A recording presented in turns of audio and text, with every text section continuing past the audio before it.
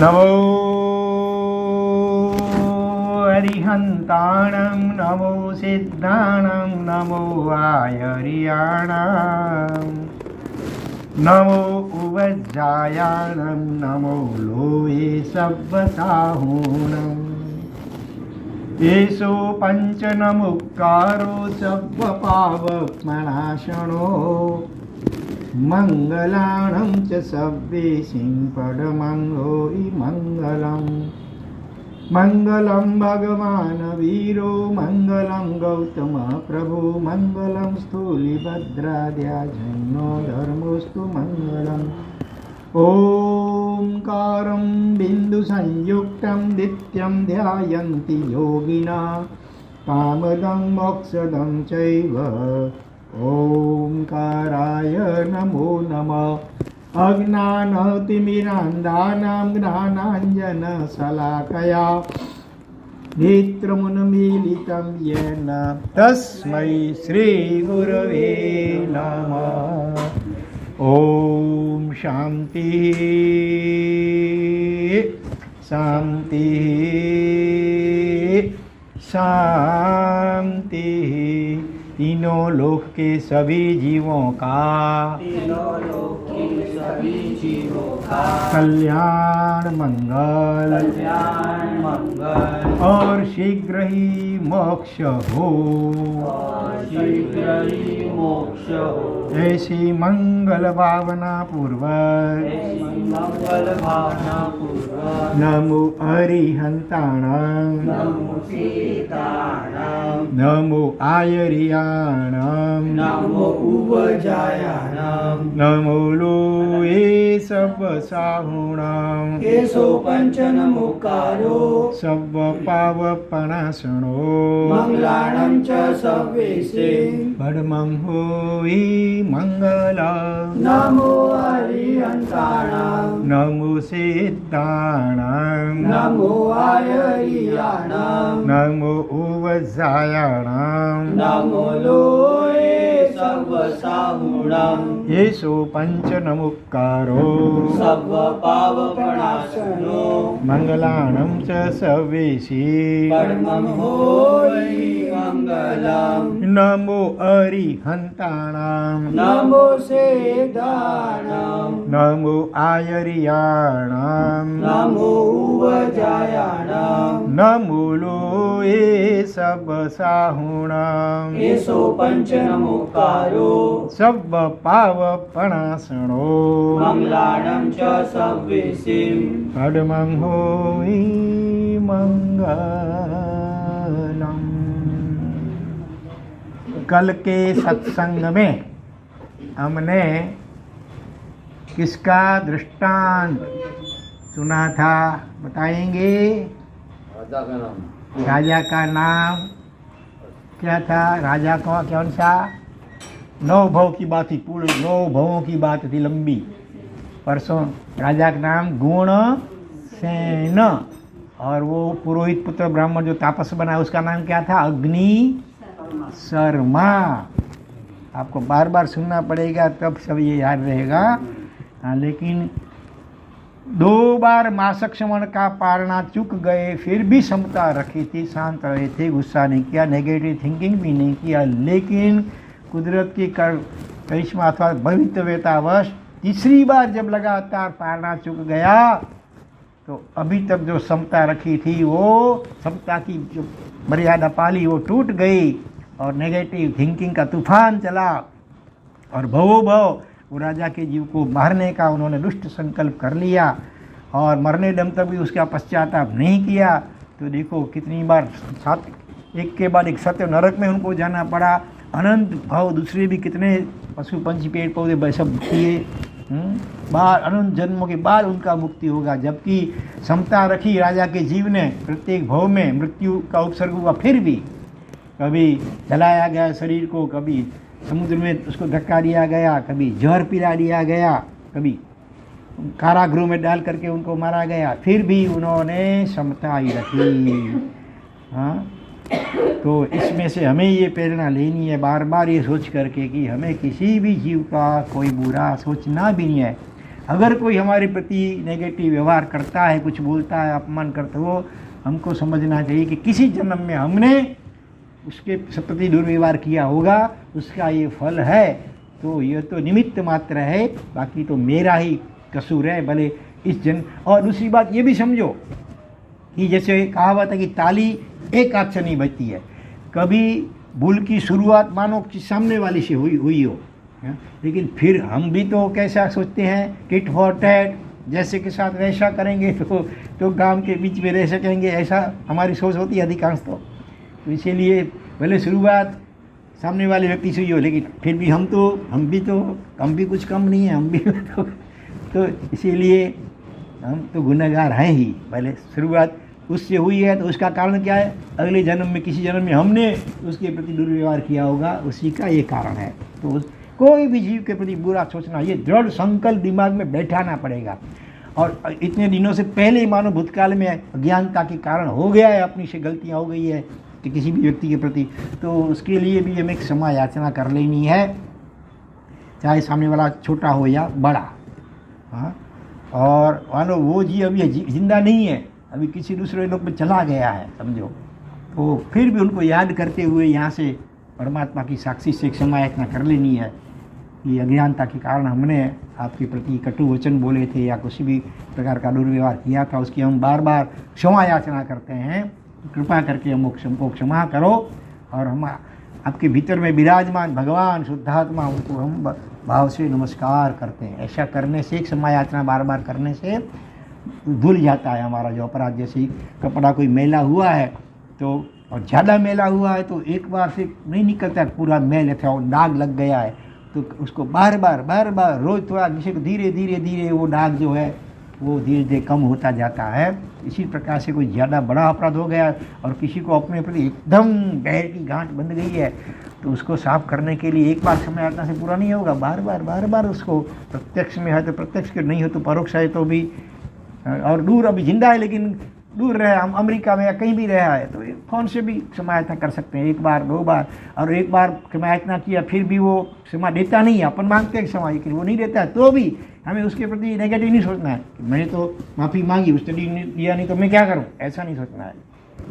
उसके दिल को कितना ठेस या आघात पहुंचा होगा तभी हम क्षमा याचना मांग करते हैं, फिर भी वो नहीं दे सकता या नहीं दे सकती है, कोई बात नहीं, हम दिल से फिर 1 बार 2 बार ऐसे फ़ोन से या प्रत्यक्ष मांग लो, फिर भी वो नहीं देता है, कोई बात नहीं, उसके प्रति नेगेटिव सोचना भी नहीं है, उसका नेगेटिव बोलना भी नहीं किसी को कि भैया मैंने तो क्षमा याचना की लेकिन उसने दिया नहीं, ऐसा नहीं बोलना भी नहीं किसी को, मन में नहीं सोचना, मन में सोचेंगे तो उसका भी असर होता है, लेकिन दिल से फिर बार बार बोलो नहीं, भले मन से क्षमा याचना करते लो, उसके भीतर में विराजमान भगवान शुद्धात्मा को वंदना करते रहो। देखो हमारे भावों का कितना असर होता है। वो आजकल रेकी का ज़माना है, बराबर, रेकी तो जानते हैं ना, जैसे कोई व्यक्ति अमेरिका में, ऑस्ट्रेलिया में, अफ्रीका में, कहीं दुबई कहीं बैठा है, हाँ, वो बीमार है, अपना रिश्तेदार है और बीमार है, तो यहीं से वो रेकी के द्वारा कुछ मुद्राएं हम करके ऐसे भाव भेजते हैं, तो बिना दवाई से वो ठीक हो जाता है, बिना दवाई से। ऐसे कितने हजारों प्रयोग हो रहे हैं, तो ये भाव की ताकत है इतनी। जैसा हम अच्छा या बुरा जो भी भाव करेंगे उसका रिजल्ट आएगा ही। उसके ऊपर आपको एक दृष्टांत सुनाता हूँ कि एक बार एक राजा वो जंगल में शिकार करने के लिए गया था, तो हिरन के पीछे भागते हिरन तो कहीं झाड़ी में छुप गया, लेकिन वो राजा अकेला हो गया, उसके साथ जो आदमी थे वो सब पीछे रह गए और राजा अकेला जंगल में, रास्ता भी भटक गया, अब कोई कहीं रास्ता दिखता भी नहीं है, वापस जाने के लिए क्या करूं, थका पका हुआ है, पेड़ के नीचे बैठा है, ऐसे चिंतातुर हो गया है, और शाम होने आई, अंधेरा होने आया है थोड़ी देर में, तो दूर दूर से सब जंगली पशुओं के गर्जनाएँ सुनाई दे रही हैं। राजा बड़ा भयभीत हो गया, चिंतित हो गया, अब क्या होगा मेरा, कहीं कोई शेर या कोई बाघ आकर के मुझे खा जाएगा, क्या करूं। इतने में उसके भाग्य योग से एक लकड़हारा, लकड़ियाँ काटने वाला उस जंगल में आया, तो उसने देखा राजा को, समझ गया कि आदमी तो कोई बड़ा अच्छा नगर का लगता है लेकिन रास्ता भटक गया लगता है, लेकिन स्वभाव का भला था, कठियारा था, अनपढ़ था, लेकिन उसके हृदय में भी मानवता थी। तो उसने राजा अपने साथ जो भी खाने का होगा थोड़ा सामान्य वो भी दिया। भूख लगती है तो कुछ भी हो, सूखी रोटी भी जलेबी की समझ लगती है, भूख नहीं है तो रसगुल्ला गुलाब जामुन भी फीका है, कुछ नहीं है। तो राजा को भोजन भी दिया और उसको रास्ता, वो तो पूरे जंगल का एकदम जानने वाला था, तो रास्ता भी लगा दिया उसको। तो राजा ने सोचा ये मेरा परम उपकारी है, अगर ये नहीं होता अभी तो मैं मर गया होता, तो मुझे उसके उपकार का बदला चुकाना चाहिए। उसको कृतज्ञता नाम का महान गुण कहते हैं। तो राजा ने देखा कि एक लकड़हारा है, लकड़ियाँ काट करके अपना पेट गुजारा करता है। तो राजा ने उसको एक चंदन का बगीचा, जिसमें चंदन के पेड़ थे, और चंदन तो कितना महंगा कीमती होता है, थोड़ा सा इतना टुकड़ा भी बड़ा कीमती होता है, तो पूरा बगीचा उसको बख्शिश में इनाम में दे दिया। बस फिर तो अभी उसको लकड़ियाँ काटने का जरूरत नहीं पड़ता, जंगल में आराम से उसका गुजारा चलता है, थोड़ा सा लकड़ी बेच देता है तो भी अपना आराम से इनकम हो जाती है। इसे करते करते महीनों बीत गए, 1 साल 2 साल 5 बीत गए होंगे। राजा की उम्र भी थी और राजा को कोई बीमारी भी लगी और थोड़े दिन में राजा का आयुष समाप्त हो गए। अब राजा का शरीर का अग्नि संस्कार करना है तो सामान्य लकड़ियों से तो होता नहीं, उसके लिए चंदन की लकड़ियाँ चाहिए। तो प्रधानमंत्री ने क्या किया, अपने सिपाहियों को कहा जाओ कहीं से भी होलसेल में चंदन की लकड़ियाँ खरीद के लाओ, जो भी दाम लगे वो के खरीद के आओ। तो वो सिपाही संजोग की बात है कि इसी के यहाँ आ गए और मुँह मांगा दाम पैसा दे करके बहुत सारी लकड़ी चंदन की खरीद ली। ज़िंदगी में पहली बार ऐसा बड़ा व्यापार हुआ होलसेल में। तो रोज तो रिटेल से मुश्किल से थोड़ा सी लकड़ी कोई लेता था, बड़ी उसकी आमदनी हो गई। उसको पता नहीं था कि ये राजा के शरीर का अग्नि संस्कार के लिए गया है, वो तो बाद में पता चला, बाद में कहीं पूछताछ की होगी पता चला, तब तक तो वो अग्निसंस्कार हो चुका था। फिर पता चला कि राजा के शरीर का अग्नि संस्कार के लिए इतनी सारी लकड़ियाँ गई। फिर नया राजा अभी आ गया, तो अभी देखो वो जो लकड़हारा है उसके दिमाग में मानव सुलभ क्या विचार शुरू होंगे। हाँ, दूसरा राजा भी कल जल्दी मरे तो फिर मेरा होलसेल में व्यापार हो, ये अनादिकाल का लोभ का हमारा संस्कार है ना। ऐसे सोच लेता हम भी होते तो हम भी शायद सोच पाते, इसमें कोई बड़ी बात नहीं है। कोई बड़ा समझदार हो तो भी वो नहीं सोचेगा, तो शायद पैसा वापस लौटा देगा कि राजा ने भी तो मुझे एक बगीचा दिया है भाई, मुझे मालूम नहीं था, पैसा भले ले लिया अभी लेकिन आप वापस ले लो। ऐसे भी अच्छे लोग निकलते हैं, ठीक है, थोड़े निकलते हैं, बाकी तो स्वार्थ, पूरा जगत स्वार्थ से भरा हुआ है। तो उसके दिल में ये विचार आने लग गया कि कब ये नया राजा भी जल्दी बीमार पड़े मरे तो मेरा होलसेल में व्यापार हो। और दिन में कितनी बार वो कौन से रास्ते से गुजरता था, राजसभा, जैसे राजा बैठा है दूर और बाहर रास्ते पर नज़र पड़ती है, तो वहीं से वो लकड़हारा जब मौका मिले गुजरता था और कैसे दूर से राजा के सामने देखता था कि राजा का शरीर कुछ सुखा है कि नहीं है, कुछ बीमार हुआ है कि नहीं हुआ है। मन में यही विचार चल रहे हैं कब जल्दी राजा मरे, बीमार पड़े। देखो उसका असर कैसा होता है। एक बार हो गया कि राजा की दृष्टि भी उसी के ऊपर पड़ी, वो राजा के सामने देख रहा है और राजा की दृष्टि अचानक उसके ऊपर पड़ गई और न जाने राजा को क्या हुआ। राजा ने अपने पास में बैठे हुए प्रधान को कहा, प्रधान जी कि हुजूर वो आदमी कौन जा रहा है। ठीक है, मैं पहचानता नहीं कि क्या करना है, तो उसको अभी फांसी लगा दो, फांसी लगा दो बस। ऐसे भाव का असर है, वो भाव कर रहा है ना, राजा जल्दी मरे तो अच्छा। वो भाव का उधर पहुंच गया असर, देखो। हाँ, अभी कुछ बोला भी नहीं है राजा के सामने, फिर भी भाव विचारों का असर होता है। कितना भी, ये तो सामने था, कितना दूर दुनिया के किसी कोने में बैठा हो तो भी वो अपने भाव वहाँ पहुँच जाते हैं। हाँ, और पहुँच जाता है, अपने ये फ़ोन से भी जल्दी पहुँच जाता है, इलेक्ट्रिक बिजली से भी जल्दी पहुँच जाता है। भाव पूरे ब्रह्मांड में कहीं भी हो ना, किसी कोने में, किसी पाताल में, वहीं भी अपने भाव पहुँच जाते हैं, अच्छे या बुरे, दोनों प्रकार के भाव। तो राजा गुस्से में आ गया था, तो गुस्से में कोई आदमी होता है तो कुछ पूछना ठीक नहीं। तो जैसे ही आपकी आ गया, ऐसे करके तुरंत प्रधान वहाँ से उठा और गया वो लकड़हारे के पास। अरे भाई तुम कौन हो? तो भाई मैं लकड़हारा हूँ। तुमने क्या गुनाह किया है राजा का? अरे नहीं, कुछ नहीं है, जरूर कुछ गुनाह किया होगा, क्योंकि राजा ने तुझे फांसी लगाने का मुझे हुक्म दिया है, तैयार हो जाओ। फांसी की बात सुनकर बेचारा गिड़गिड़ाने लगा, रोने लगा। अरे मैंने कुछ नहीं किया, कुछ गलतफहमी होगी, मैं तो सीधा साधा आदमी, मैं कुछ राजा को मैं कैसे कुछ करूँगा। उसकी रोने का बोलने का स्टाइल देख समझ गया कि नहीं लगता तो निर्दोष है शायद, कहीं राजा को गलत फहमी हो गई होगी क्या बात। ठीक है, तुमने शरीर से नहीं किया होगा कोई गुनाह अपराध, कोई वचन से किया होगा, राजा की कहीं निंदा क्या नहीं होगी तुमने।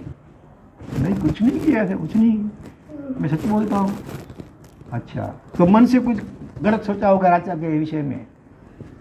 जो भी हो सच बोल लो तो तुमको अभयदान जीवनदान मिल सकता है, नहीं तो राजा का हुक्म है तुम जो अभी फांसी लगाने का। तब वो बोलता हाँ ये बात आपकी सही है, शरीर से और वाणी से तो मैंने कोई अपराध नहीं किया है, लेकिन पिछले कुछ दिनों से मेरे मन में ये विचार बार बार आ जाते हैं कि जल्दी ये राजा बीमार पड़े और मरे तो मेरा होलसेल में व्यापार हो।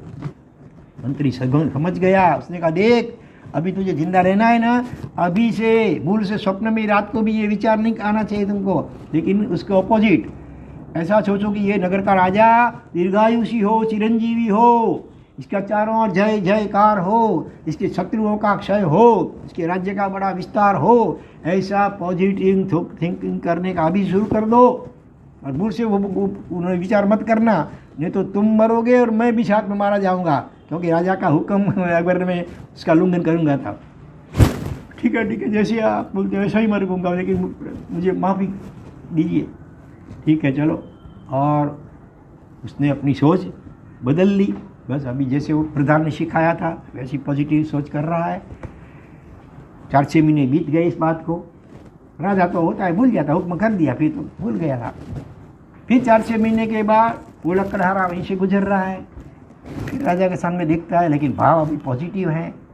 राजा की दृष्टि भी पड़ी और राजा को देखो पॉजिटिव भाव का भी असर।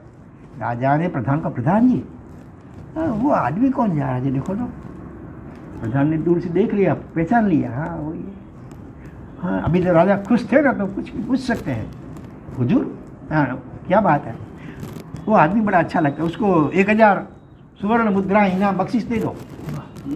1000 सुवर्ण मुद्रा, सोना मुहर सुवर्ण मुद्रा, वो बख्शिश दे दो। राजा प्रधान ने कहा राजन अगर आप मुझे अभय दान अभय वचन दें तो मैं कुछ आपसे बोलना चाहता हूँ, आप नाराज नहीं हुई तो ठीक है चलो अभय वचन कुछ बोलो क्या है। राजन याद कीजिए आज से कुछ 4-6 महीने पहले इसी प्रकार से रास्ते से गुजरते हुए किसी आदमी को अचानक फांसी लगाने का आपने हुक्म दिया था, वो याद है? अच्छा हाँ वो तो याद है, तो लेकिन अभी उस बात का क्या संबंध है? हुजूर माफ़ कीजिएगा, वही वो आदमी है जिसको आपने फांसी लगाने हुक्म दिया था ना, वो अच्छा वही वो आदमी है। तो तुमने मेरी आज्ञा का पालन नहीं किया, क्यों नहीं किया? फिर उसने सारी बात बताई कि मैंने इससे पूछताछ की, तब पता चला कि उसका कोई इतना बड़ा कसूर तो नहीं था शरीर से और वाणी से, और मन ऐसा है ना हमारा स्वार्थी लोभी। शायद मैं होता तो मैं, आप होते किसी को भी आ सकता है इसमें। इसीलिए मैंने उसको फिर अच्छी सलाह दी, तब से वो आपके लिए बड़ा अच्छे सोच कर रहा है। और उसी का ये परिणाम देखिए कि आज बिना पहचाने हुए भी उसको इतना इनाम दिलाने के तैयार हो गए। राजा भी खुश हो गया, प्रधान की ऐसी समझदारी। राजा ने प्रधान को भी इनाम दिया। तो ये दृष्टांत का सार क्या है कि अच्छा या बुरा कोई भी विचार या भाव हम करेंगे ना किसी के लिए भी तो वो पहुंच जाता है। दुनिया वो कहीं भी हो, व्यक्ति दूर, मनुष्य भी हो, पशु पंछी भी हो, पेड़ पौधा भी हो, उसको भी भाव की भाषा समझ में आती है। हाँ एक हो गए संत परमहंस योगानंद जी, भगवान अपना महात्मा गांधी जी के समकालीन थे, बहुत पुरानी बात नहीं है, बड़े योगी थे। और एक बार अपने गुरु या दूसरे किसी योगी के आश्रम में वो गए। जैसे दरवाजे में प्रवेश किया, देखा तो एक पेड़ था पास में और उसमें बड़े बड़े कांटे लगे हुए थे। वो कांटों को उत्पन्न कर दिए रक्षा के लिए, जैसे गुलाब के में भी कांटे होते हैं। लेकिन वो परमहंस योगानंद जी बड़े योग साधक थे, उन्होंने बड़े प्यार से उस पेड़ को कहा, अरे भाई अरे दोस्त तुमने ये कांटे क्यों रखे, तुम्हारी रक्षा के लिए है ना, लेकिन हाँ तुम बिल्कुल निर्भय निश्चित हो जाओ, यहाँ तुम्हारा कोई कुछ भी बिगाड़ेगा नहीं, कुछ भी नहीं करेगा, फिर भोगट में क्यों कांटे रखे हैं। दूसरे दिन देखते हैं सुबह में सारे कांटे गिर गए थे नीचे, एक भी कांटा नहीं, अपने आप। तो ये प्यार की भाषा यूनिवर्सल भाषा है। हम कई बार बोलते हैं बोलो ऐसी भाषा कौन सी है, हमारे भारत की मुख्य भाषा हिंदी समझ लो, बाकी तो अलग अलग प्रांतों में सभी भाषाएं चलती हैं, बहुत सारी, दुनिया भर में करीब करीब 700 जितनी है इतनी भाषाएं करीब हैं। तो लेकिन ऐसी कौन सी भाषा है जो जीव मात्र, मनुष्य मात्र नहीं, पशु पंछी हो चाहे पेड़ पौधा हो, सारे जीव छोटे बड़े सभी जीव समझ सकें, ऐसी कौन सी भाषा है? कि कभी कोई जवाब देता है, नहीं देता, तो हम जवाब देते हैं कि ये भाषा है भाव की। कोई बोलते हैं प्रेम की भाषा, बराबर है, लेकिन जवाब वो आधा है। चाहे प्रेम की भाषा हो चाहे नफरत की भाषा हो, भाव, प्रेम का भाव हो या नफरत का भाव हो, तो दोनों असर करते हैं, बराबर है। तो ये देखो पेड़ भी प्यार से उसको कहा तो अपने कांटे उसने गिरा दिए, स्वयं गिरा दिए, तो ये भाव है।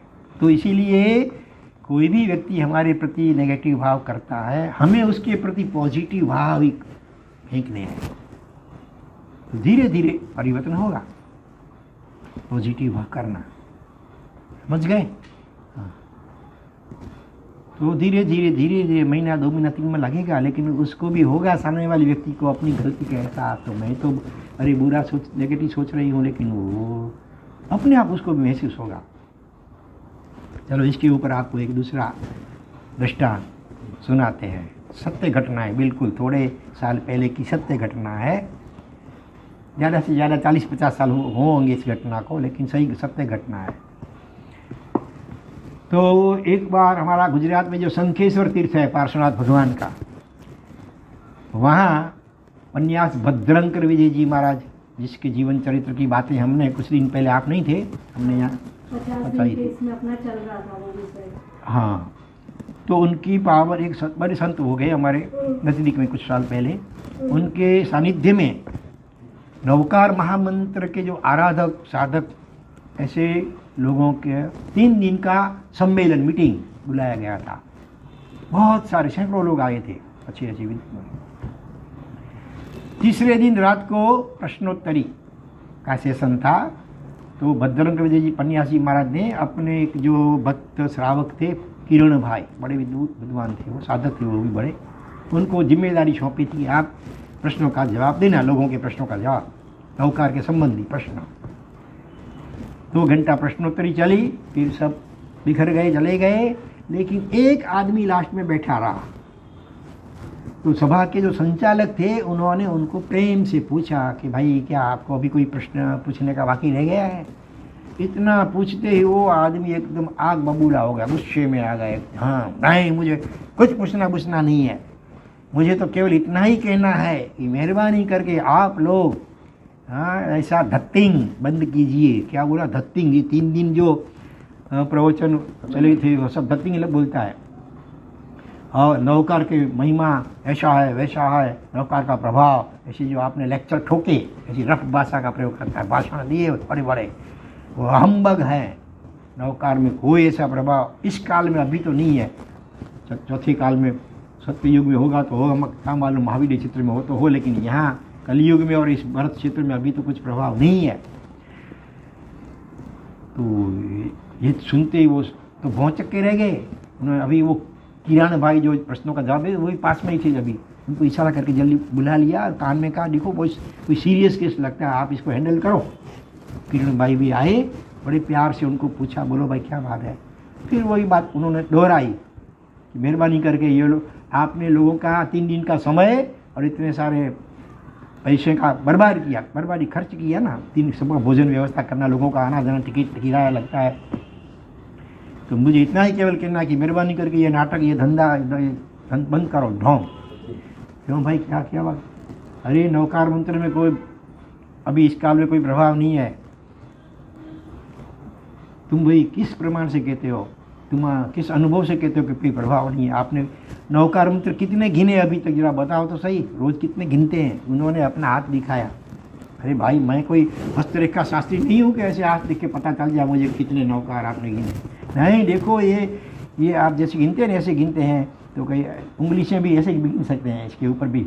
हाँ, तो ये गिनते गिनते गिनते मेरी ये रेखाएं घिसने आई। इतने नौका, कितने पिछले 36 सालों से मैं नौकार गिन रहा हूँ, कितने हर प्रकार से गिना नौकार। मैंने सीधा नौकार, उल्टा नौकार, पश्चानुपूरी नौकार, हृदय चकमक, अलग अलग तरीके कई होते हैं, सब किया, लेकिन मुझे तो कुछ अनुभव नहीं हुआ जरा सा भी। इसलिए मैं अपने अनुभव के आधार से कहता हूँ कि नौकार मंत्र में कोई प्रभाव इस काल में तो नहीं है। और मैं जो यहाँ आया हूँ तुम्हारे लेक्चर सुनने के लिए नहीं, मैं ये शंखेश्वर पारसनाथ को ये नौकार मंत्र हमेशा के लिए सौंपने के लिए आया हूँ, वापिस लौटाने के लिए। भगवान रखो अपना नौकार। आपने भले अगले भाव में आप ऐसा जब से जिंदा, तब वो सांप को, अग्नि में जलते हुए सांप को नौकार मंत्र सेवक से सुनवाया था और वो धर्मेंद्र इंद्र बन गया उसके प्रभाव से। वो पुरानी बातें आपके पास रखो, होगी, लेकिन इस काल में तो कोई प्रभाव, कलयुग में तो प्रभाव नहीं है। ऐसे करके मैं हमेशा के लिए वापस लौटाने के लिए आया। अभी नौकर में नहीं गिनूंगा जिंदगी भर फोकट। मुझे लगता है कि इतने 36 साल का मेरा समय फोकट गया नौका गिनने के लिए। इतना समय धंधा ज़्यादा किया होता तो पैसा तो कुछ ज़्यादा कमाता। भाई देखा ये तो बहुत बड़ा सीरियस केस है, हमेशा के लिए नौका छोड़ने के लिए यार हो गया। अच्छा, लेकिन वो बड़े समझदार थे किरण भाई, बड़े अच्छे साधक थे। उन्होंने प्रेम से, गुस्से में आकर सब बोल गया। फिर थोड़ा शांत हुए तो उनको पूछा, जरा आपका मुझे बैकग्राउंड बताएंगे, आपने आपके परिवार में घर में कौन कौन है, आपके माता पिता वगैरह। माता का नाम लिया, पिता का नाम लिया, थोड़ा वर्णन किया होगा, पिताजी ये करते, माता जी ये करते। फिर जैसे अपने भाई का, छोटे भाई का की बात आई ना, एकदम वापिस टेम्परेचर हाई हो गया। मेहरबानी करके उस हरामखोर का, अभी मुझे नाम मत पूछना, उनका नाम क्या था। हम लोग छोटे थे तभी हमारे माँ बाप दोनों चल बसे। बड़े भाई होने के नाते मैंने अपना फर्ज निभाया छोटे भाई के प्रति। उसका लालन पोषण पालन किया, उसको पढ़ाया लिखाया, नौकरी धंधे पे लगाया, उसकी शादी तक भी करवा दी। इतना सारा उपकार हमने छोटे भाई के प्रति किया। देख, हाँ, पहले जब छोटा शादी नहीं हुई थी तब तक तो वो हमारा बड़ा आज्ञा का पालन करता था, विनय करता था, अच्छा था। लेकिन जैसी शादी हुई, अब घर में भाभी आई, तब से पूरी बाजी पलट गई। उसने अपने पति को, यानी मेरे छोटे भाई को, उल्टी चाबी लगाने लग गई कि अभी अपने को ये, इसमें अपना इतना हक है, इस दुकान में इतना हक है, खेत में अपना हक है, इतना मिलना चाहिए, इतना मिलना चाहिए, तुम तो बड़े भोले हो। हाँ, तो वो सब अपना ले लेते हैं ज़्यादा। तो उनकी सुन करके शुरुआत में तो छोटे भाई ने हमसे याचना करते रहे और मैं देता भी रहा कुछ, लेकिन आखिर तो लिमिट होती ना कितना देना। तो फिर एक दिन मैंने मना कर दिया, अभी भाई ज़्यादा मैं नहीं दूँगा। तो उसने अपनी पत्नी के बोलने से कोर्ट में जा कर के हमारे विरुद्ध में केस दर्ज करवाया कि हमारा इतना अभी हक होता है, वो मुझे नहीं देता, मिलना चाहिए। फिर तो हमको भी हुआ कि इतना इसको लेट गो किया, इतना दिया, अभी भी कोर्ट में केस दर्ज करवा दिया।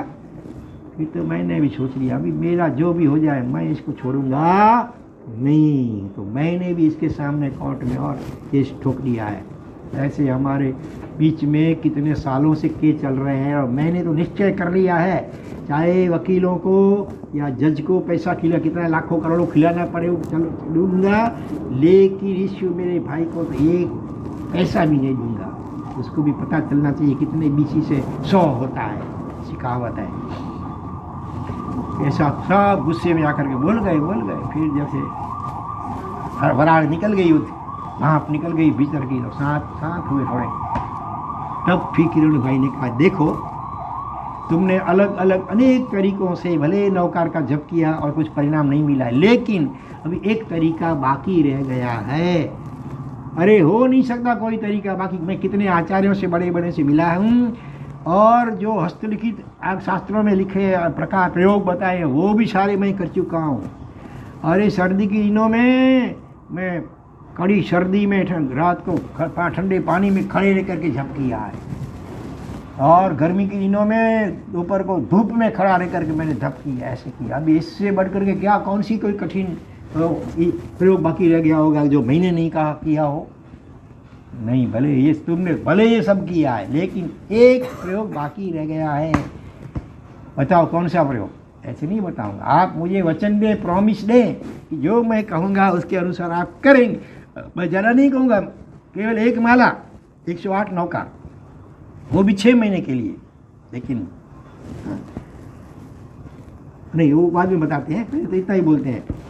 अगर मैं जो बताऊंगा वो विधि आप करेंगे ना, और फिर 6 महीने के लिए फिर आपको कोई परिणाम नहीं मिलेगा, तो आप तो जैसे नौकार छोड़ेंगे, आपके साथ मैं भी नौकार छोड़ दूंगा। लेकिन मुझे विश्वास है कि छोड़ना नहीं पड़ेगा, अगर मेरे बताए अनुसार आप प्रयोग करेंगे तो। थोड़ा वो भाई थोड़ा नरम शांत हुए, नरम पड़े, फिर बोले लेकिन देखो 6 महीने से में अगर मुझे कोई परिणाम या चमत्कार, कोई प्रभाव अनुभव नहीं में आया, तो फिर ऊपर एक दिन भी ज़्यादा मैं नहीं गिनूंगा नौकार, वो हमेशा के लिए छोड़ दूंगा। उसका जो पाप लगेगा वो आपके ऊपर लगेगा, फिर मत बोलना। कबूल है, लेकिन मेरा शर्त भी सुन लो, 6 महीने में एक भी दिन आपको गैप नहीं रखना है, ठीक है? हाँ, इससे पहले उन्होंने विधि बताई फिर कि देखो कोई भी साधना आराधना, उसकी विधि के 2 प्रकार, एक बाह्य, दूसरा आभ्यंतर विधि।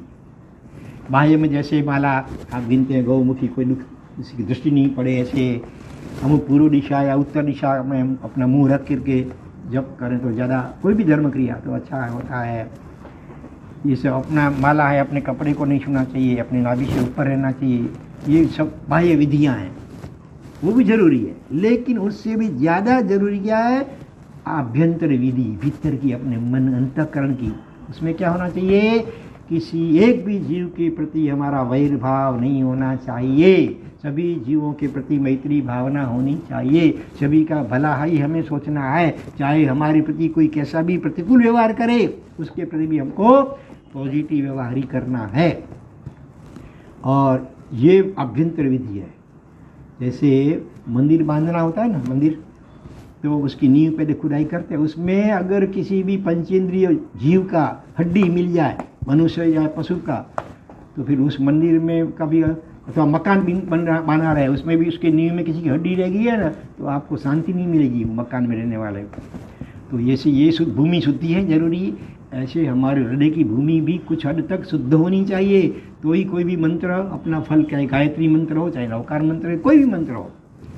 हृदय में किसी भी जीव के प्रति मन उठा तीव्र रूप से है और वह की गांठ बंध गई है, जब तक उसका ऑपरेशन नहीं होगा तब तक आप कितना भी जप करो आपको शांति नहीं होगी, मन टिकेगा ही नहीं, बार बार वही विचार आते रहेंगे, उसने ऐसा क्यों किया, मुझे ऐसा क्यों बोला, क्यों बोली, अब मैं भी उसको दिखा दूंगा, वो विचार मन में बार बार आते रहते हैं। तो मन की एकाग्रता नहीं होती है, तब तक तो परिणाम नहीं आता है। सूर्य है, उसके किरण बिखरे हुए हैं तो इतना रिजल्ट नहीं आता है। उसी को किसी से ग्लास, कांच के द्वारा केंद्रित किए जाते हैं तो चमड़ी भी जल उठती है थोड़ी देर में। हाँ, तो चित्त की एकाग्रता जरूरी है जप में। तो किसी के प्रति वैर भाव है तब तो एकाग्रता नहीं आएगी। और आप तो आपने जैसे अभी बताया कि अपने छोटे भाई के प्रति भी इतना आपको मन में पड़ा है द्वेष कि मेरा जो कुछ हो जाए, लेकिन उसको एक पैसा नहीं दूंगा। तो जब तक ऐसी स्थिति होगी तो आपको कैसे, कहाँ से अनुभव हो। इसीलिए मेरी आपको राय है कि घर जा कर के पहला काम ये कीजिए, अपने भाई और छोटे भाई भाभी दोनों से क्षमा याचना कर लीजिए। और हैं वो तो फिर उछल पड़े, क्या बोल रहे हैं आप, क्या बक रहे हैं, मैं क्षमा याचना करूं? अरे गलती तो उसकी है, उसने मेरे ऊपर पहले केस नहीं किया है, मैंने तो कितना उसके ऊपर उपकार किए हैं, वो सारे उपकारों को भूल करके मेरे सामने कोर्ट में, तो उसको क्षमा याचना पहले मुझसे करनी चाहिए। फिर चलो फिर पहले मैं क्षमा कर भी लूँ, लेकिन शुरुआत तो उसको करनी चाहिए माफ़ी मांगने की। मैं बड़ा वो छोटा, मैं क्यों उससे माफ़ी मांगूँ। इन भाई ने कहा देखो आपने मुझे प्रॉमिस दिया है कि मैं जो कहूँगा ऐसा आप करेंगे 6 महीने के लिए, अभी आप बदल जाओ, वो ठीक नहीं है। सज्जन आदमी एक बार बोल दिया फिर बदलता नहीं है। हाँ, लेकिन वो थोड़ा सा नरम पड़े, फिर बोले कि ठीक है चलो, लेकिन दिल से तो मैं नहीं कर पाऊंगा, ऊपर से आप कहते तो समाज कर लूँगा, लेकिन दिल में तो मेरा अभी वो घाव पड़ा रहेगा। कोई बात नहीं, भले, लेकिन शुरुआत करो। हाँ, फिर उसने दूसरा तर्क लिया कि आपके कहने के मुताबिक मानो मैं गया क्षमा याचना करने के, लेकिन वो तो मुझे सुनाएगा, उसको कुछ गरज पड़ी तभी आया दिखावे के लिए, क्षमा याचना करने के लिए, वो कुछ न कुछ मुझे सुनाएगा टेढ़ा मेढ़ा। फिर तो मैं भी आदमी हूँ, मैं भी ऐसे सुन नहीं लूँगा, फिर तो मुझसे भी बोला जाएगा, तो झगड़ा बढ़ जाएगा, तो उसके जिम्मेदार फिर कौन, आप रहेंगे। तब किरण भाई ने कहा तो चलो ऐसा है अगर, तो आपको दूसरा रास्ता दिखाता हूँ। आपके घर में, आपके पास अपने छोटे भाई और भाभी दोनों की तस्वीर है कि नहीं है? होगी, लग्न से एल्बम में कहीं पड़ी होगी। ऐसा कीजिए, 6 महीने के लिए उपयोग करना, जैसा सभी को, जिसका भी ऐसा हो तो भगवान आपके जो भी इष्ट देव हो, भगवान उसको छवि सामने रखिए, और उसके अगल बगल में जिसके साथ मनमुटाव वैर भाव कुछ भी हो गया है उसकी तस्वीर रखिए अगर है तो, और साथ में प्रार्थना कीजिए इष्ट देव भगवान को कि अभी मैं जो भी जप करने जा रहा हूँ या जा रही हूँ उसका जो भी फल हो वो फल इनको, अभी ये भाई और भाभी है तो इनको मिलो, सास बहू हो तो ऐसे कि मेरी सास को मिलो या बहू को मिलो, देवरानी को मिलो, जेठानी को मिलो, भाई छोटे भाई को, बड़े भाई को, किसी के साथ जो भी हो, ऐसी प्रार्थना करके फिर एक माला गिनने की, नवकार मंत्र की, हाँ, 6 महीने के लिए प्रयोग करो। मानो कि तस्वीर नहीं है तो क्या करने का, तो फिर मन से याद करने का, मन में तो तस्वीर बार बार आती रहती है, हाँ, तो जब शुरू करने से पहले सामने वाली व्यक्ति की तस्वीर मन में ला करके भगवान को प्रार्थना करनी है कि ये भगवान अभी मैं जो जप करने जा रहा हूँ इसका जो भी फल हो वो इस व्यक्ति को मिलो। साथ में ये भी भावना प्रार्थना करनी चाहिए कि मुझे भी सद्बुद्धि मिलो, उसके प्रति मेरे मन में जो अभी भी देश भाव पड़ा है, निकलता नहीं है, वो निकल जाए, और हमारे दोनों के बीच में जो रिश्ता अभी बिगड़ गया है वो एकदम रिश्ता बराबर अच्छा बन जाए। तो इतनी कृपा कीजिए। ऐसे प्रार्थना रोज, एक बार नहीं, हर रोज प्रार्थना करके फिर वो जप करने का। देखो 6 महीने करके देखो, एक भी था, लेकिन एक भी दिन इसमें गैप नहीं होना चाहिए। कभी छूट गया तो फिर वापिस एक से प्रारंभ करने का। 6 महीना लगातार एक भी दिन उसमें गैप नहीं होना चाहिए। ये प्रयोग है। तो ठीक है, वो कबूल हुए, आखिर वचनबद्ध थे तो, लेकिन ताकि देखो एक भी दिन गैप नहीं रखना। तो सामने वाले ने कहा चलो ऐसा करूँगा, लेकिन केवल पूरा 6 महीना 180 दिन, इसमें अगर मुझे कुछ अनुभव नहीं हुआ तो बाद में आप कहेंगे थोड़ा दिन और करो, फिर एक भी दिन ज़्यादा मैं नहीं करूँगा अगर मुझे कुछ अनुभव नहीं हुआ तो। ठीक है। तो उन्होंने एक दूसरे के एड्रेस ले लिए, जमाना फ़ोन मोबाइल का नहीं था, एड्रेस ले लिए। हर 15 दिन में पत्र लिखने का एक दूसरे को ये भी वचन ले लिया, और दोनों अपने अपने गाँव चले गए। तो वो भाई ने प्रयोग शुरू किया। हाँ, 15 दिन हुए, कुछ अनुभव नहीं हुआ। उन्होंने पत्र लिखा किरण भाई को। किरण भाई ने कहा कोई बात नहीं, अभी तो 15 दिन हुए हैं, आपको 6 महीना करना है, एक भी दिन गैप नहीं रखना है, चालू रखना बरोबर। ऐसे करते करते करते 2 ढाई 3 महीने बीतने आए। फिर एक दिन जैसे वो भाई माला लेकर बैठे हैं अभी, तो उनके दिल विचार आए दिमाग में, हे जीव, भाई तो निर्दोष है, शादी से पहले कितना सब आज्ञा पालन करता था, विनय करता था, भाभी का कसूर है, तो भाई के प्रति क्यों मन में इतना तुम द्वेष रख रहे हो। ऐसा पॉजिटिव अच्छा विचार आया।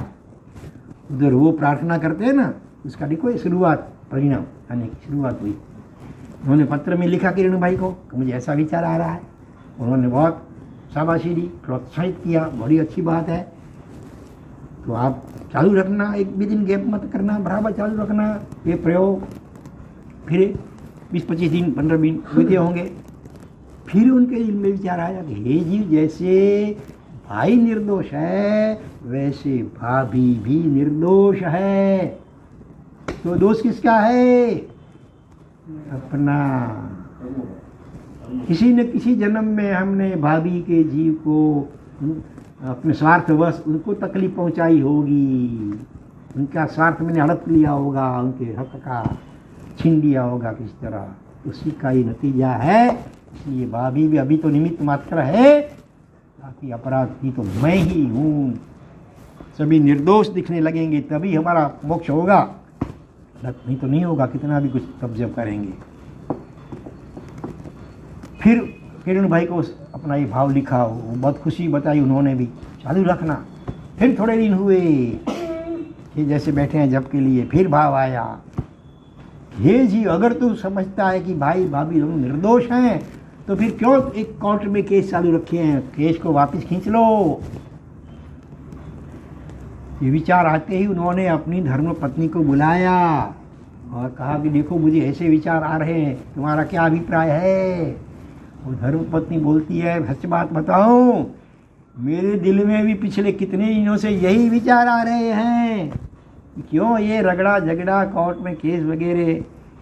हाँ, इसके कारण न रात को चैन से नींद आए, न चैन से खा सकते हैं, और दुनिया को भी नाटक तमाशा देखने मिलता है। हमारे विरोधी लोग खुश होते हैं कि देखो ये आपस में थके भाई कैसे झगड़ा करते हैं, हमारी टीका टिप्पणी करते हैं, प्रचार करते हैं, तो क्यों ना अपन केस को वापस ले लें।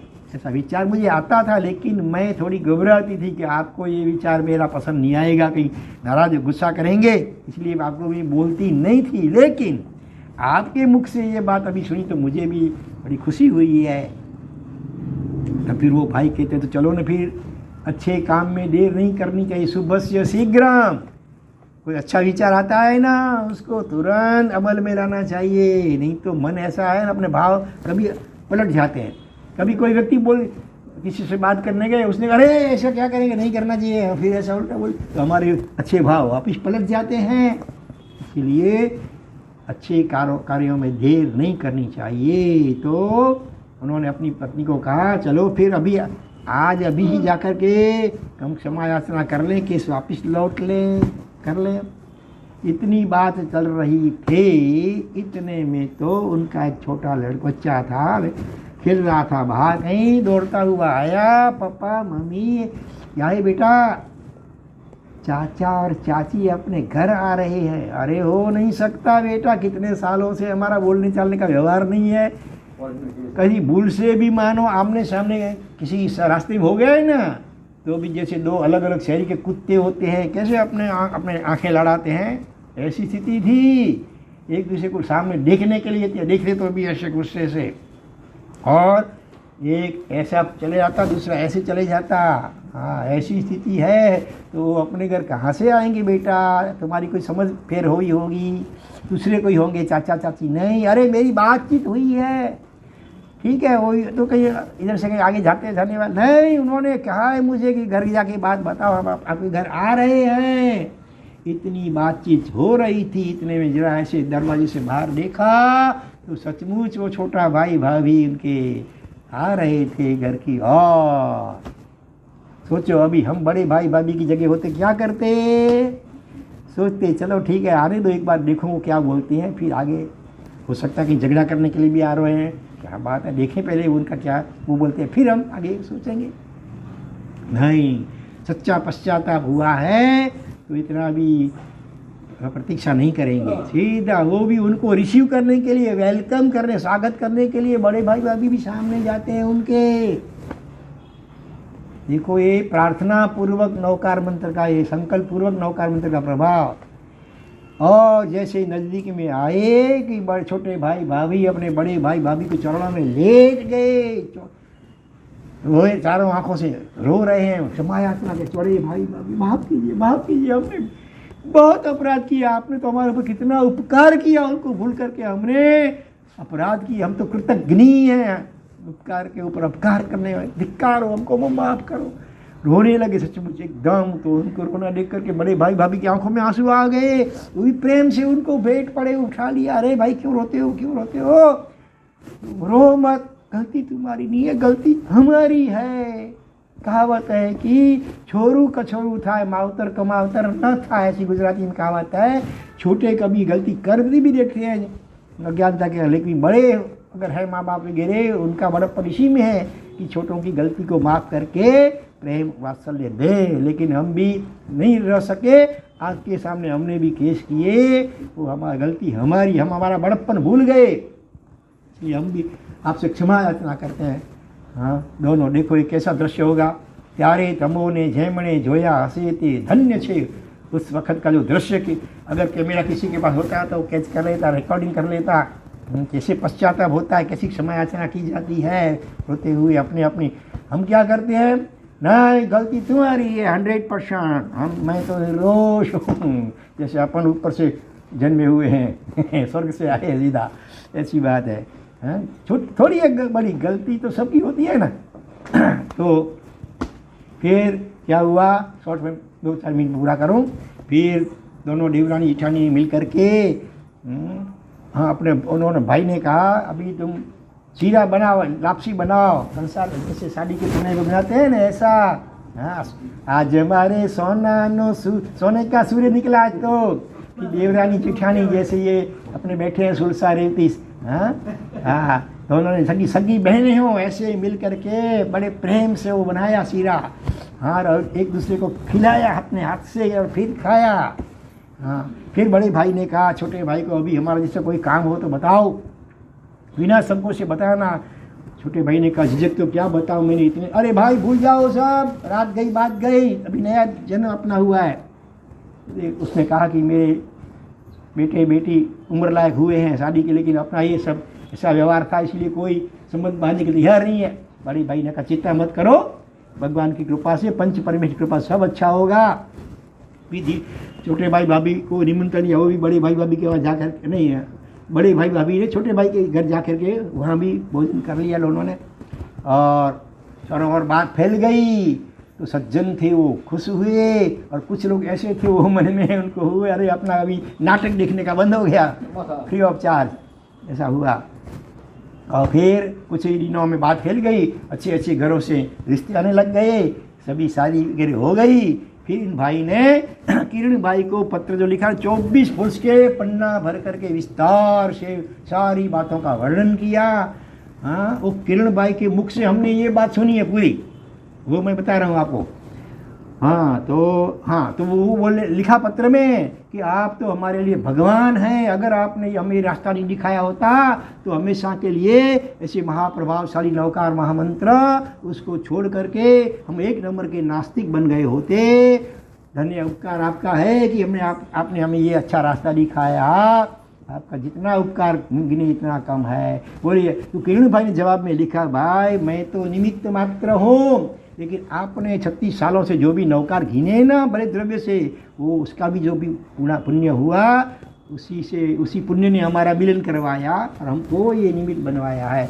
अभी इस भाई को बोलना पड़ेगा नौकार छोड़ना नहीं 180 दिन के बाद। अभी तो इतना श्रद्धा हो गई, एक के बदले में 5 माला रोज की गिनने लग गए। ये प्रयोग करने जैसा है।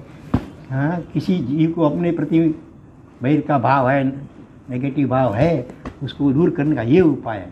हृदय से उसको रोज समाराधना करो, वंदना करो उसके जीव को, और भगवान से भी ये प्रार्थना करते हुए जो भी आप जप करते हैं उसका फल उसको मिलो, ऐसा करो।